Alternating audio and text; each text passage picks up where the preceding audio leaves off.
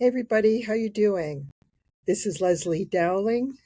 I'm your host, and welcome back to Keep It Dirty.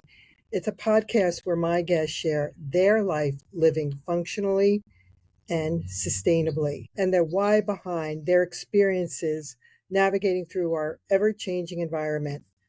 So I am a functional nutrition and lifestyle practitioner, public speaker, and also just trying to instill some of the years of my education and living clean to maybe make changes in your life to live healthier, happier, and a fuller lifestyle.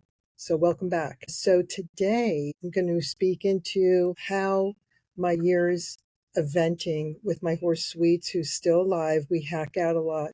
After 2020, things closed down for a while, and it was hard to get my horse back in a routine for training because they closed the facility where I had my horse, where she was boarded because of COVID when things just hit the fan and people didn't know what was going on. So my years as an equestrian really can be conveyed into a way that can help people in the workplace.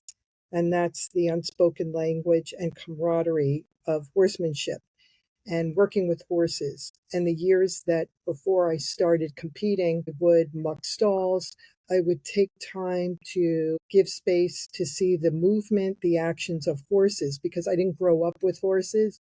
Even though I grew up the first 14 years of my life on Long Island, I'd go to camp at West Hills Day Camp and I would ride horses, but nothing serious. So it was really out on a whim. After I had three sons, they were really little, and I decided, well, the youngest was a toddler. So they were I don't know, 4, 9, and 11. So they weren't that little. But I wanted to do something and have an outlet for just the energy that I had to be very active and physical. And I needed some me time. So I was very grateful, and I was very in luck with a friend who wanted me to work her horse.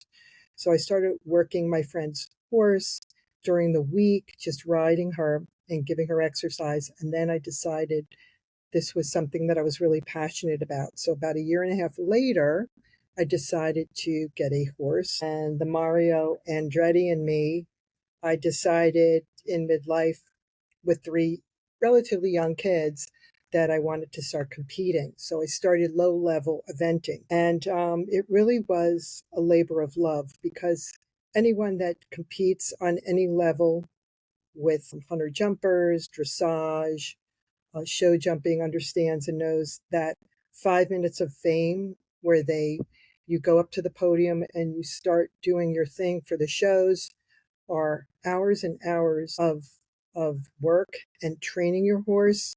You need to spend several months getting your horse conditioned along with you conditioned, and also the amount of money it takes. And you have to pray that your horse is sound and everything is going accordingly on the day that you're going to compete, and that the weather is okay. So there's so many variables people don't realize what goes into riding horses. And eventing is really three disciplines. So eventing is dressage, show jumping, and cross country. So it's like a triathlon. So I did not want my kids at the time running around the fields and me trying to focus walking the course, really getting acclimated to what my horse and I had to do, and little kids worrying about, are they going to be in the way of a horse that might take off and be running through, galloping through the fields. So they never went with me, nor I don't think my husband did. So it was something that I'd have to get up at 3 in the morning, go to the farm, get my horse ready, um, get the trailer ready with the hay, the food, get my tack ready, make sure the night before everything was cleaned. It could be 2 hour ride to wherever I was going to be showing. And usually I would go with a couple of other gals that were competing that day. So it would be in Maryland, in New Jersey, in Pennsylvania. And so it was really exciting. It was something that was just my own way of really just unwinding and doing something really different that most people don't, as a mom, start competing in midlife. So that was what I did. But what I wanted to bring up is the fact that with those years of just focusing and really knowing the cues and understanding that obviously horses, animals cannot talk, you really build a beautiful bond and you get to understand how to work together as a team. And so what I did was over the years, I would perfect my lectures and incorporate that into corporate speaking on team building experiences with people. You could look at their body movements. You could feel their energy. The more you could tap into people, the more that you can build those connections and understanding how important it is to build those unspoken connections of understanding cues with people, of their energy, the way that they are presenting themselves, the way that they're walking, the way that they're sitting, and building team building experiences to bring your group, your pods together to appreciate, respect, honor, and work well together, really fine tuned. It's like a fine-tuned instrument. And so with the beauty of the equestrian world, I understood also that you have to eat clean. You have to be not drinking the night before. You're going to be competing. And also just being in tune and tapped into your senses. And I always say on my podcast that the cleaner you eat, the more you could rid yourself of the processed foods, the better and healthier you feel, and the way that you could present yourself in really 100% focus at work. So what you do at home, your personal life, the way you eat also trickles into your public life and your business ways and ethics.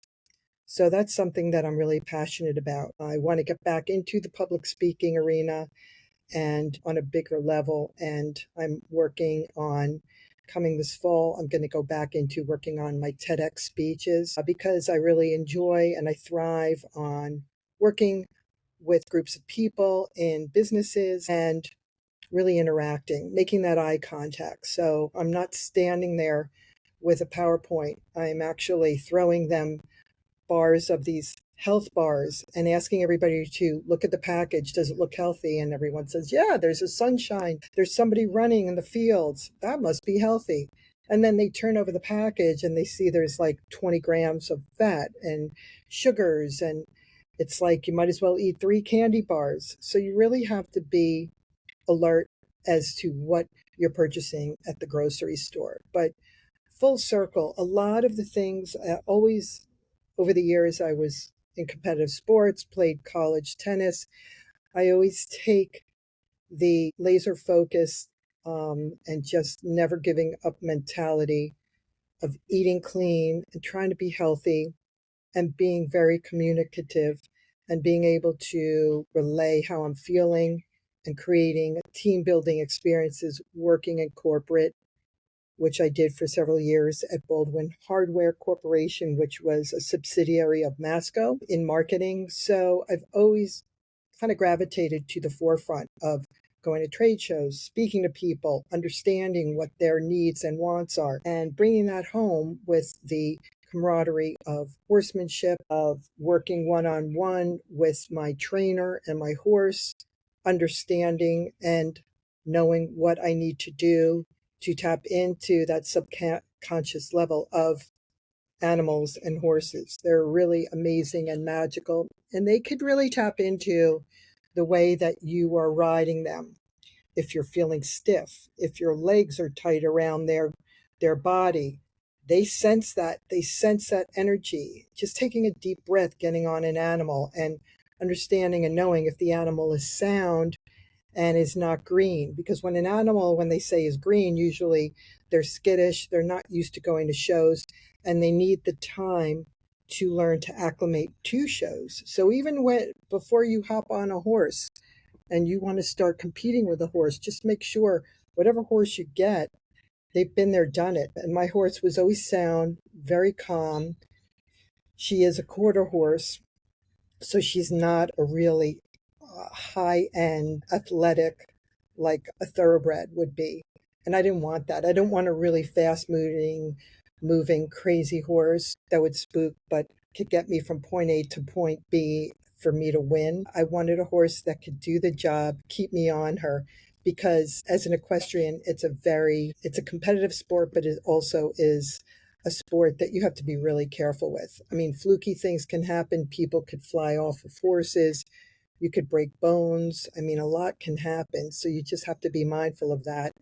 But I hope that some of the pointers, some of the things and strategies that I can present to people will help them in their personal life, their professional life, and also, at the end of the day, if you can't be a good leader, if you can't be there for yourself mentally, physically, emotionally, how are you going to be a good leader in the workplace? And these are some of the things that I provide the people that I have had done lectures with in small companies, large companies, nonprofit work too. So I hope that helps you. And again, there's Finn. He's chilling out. It's Finn. It's just a little warm here on the East Coast, but it's a beautiful day. It's in the mid 80s here in Berks County in Pennsylvania. So take care. Have a great rest of your day.